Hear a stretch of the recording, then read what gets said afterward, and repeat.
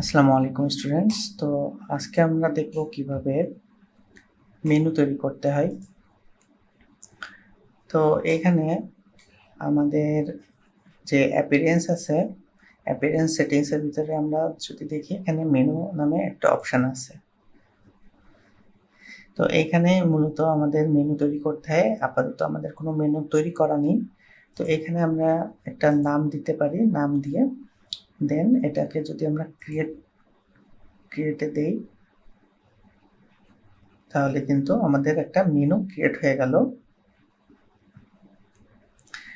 তো এই মেনুতে আমরা কি অ্যাড করতে পারি? আমরা পেজেস অ্যাড করতে পারি, পোস্ট অ্যাড করতে পারি, কাস্টম লিঙ্কস অ্যাড করতে পারি, ক্যাটাগরিজ অ্যাড করতে পারি। তো এখানে আমরা যদি ভিউ অলে ক্লিক করি, তাহলে আমাদের যত পেজ তৈরি ক্রিয়েট করবো আমরা এই পেজের আন্ডারে, সবগুলাই এখানে দেখাবে। এবং এটা ওই পেজগুলোতে আমরা ক্লিক করে অ্যাড টু মেনুতে যদি দিই, তাহলে আমাদের মেনুগুলো তৈরি হয়ে যাবে।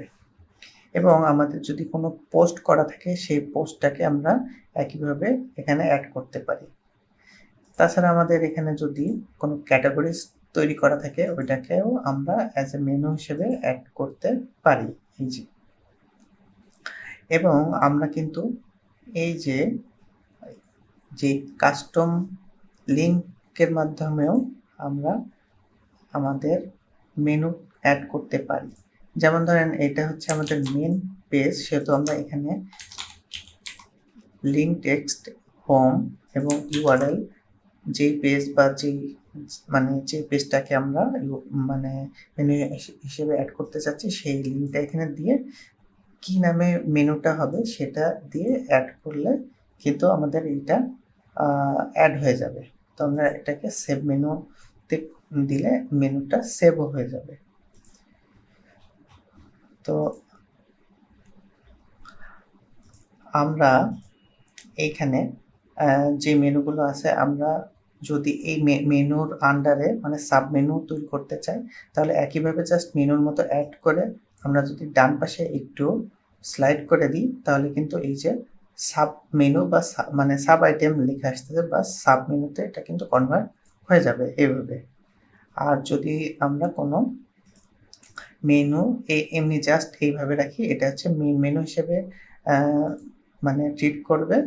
আর যদি আমরা এইটাকে স্লাইডলি হালকা একটু সরাই দিই, সেটা হয়ে যাবে সাব মেনু। তো আমরা সাব মেনুর মধ্যে আরও কিন্তু সাব মেনু অ্যাড করতে পারি। জাস্ট ডান দিকে আমাদের এইভাবে সরাই দিতে হবে, দেন আমরা সেভ করলে আমাদের মেনু কিন্তু সেভ হয়ে যাবে। তো আমরা আমাদের এখানে যেই মেনুগুলো আছে,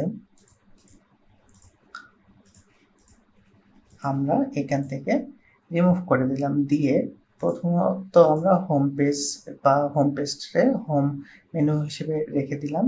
এবং আমরা যেই ডেমো ওয়েবসাইটটা তৈরি করলাম, এখানে যে সেকশনগুলো আছে, এই সেকশনগুলো ওয়াইজ আমরা একটা মেনু আপাতত বানায় রাখি।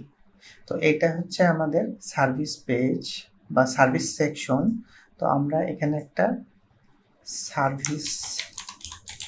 সার্ভিস নামে একটা সেকশন দিয়ে রাখলাম। তো আপাতত আমাদের না কোনো পেজ আছে বা আমরা কোনো কিছুই এখানে লিঙ্ক করিনি, তো আমরা এটাকে হ্যাশ দিয়ে আপাতত রেখে দেব। দেন আমাদের কি সেকশন আছে, অ্যাবাউট মি। তো আমরা অ্যাবাউট নামে একটা মেনু দিয়ে এটাকে অ্যাড করে দিলাম। দেন আমাদের কি আছে, পোর্টফোলিওস।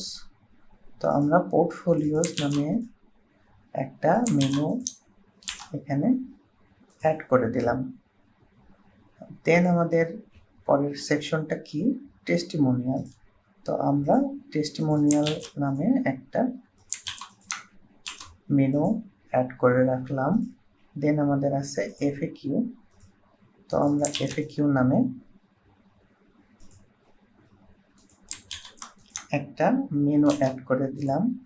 দেন আমাদের কন্ট্যাক্ট আস নামে একটা সেকশন আছে, তো আমরা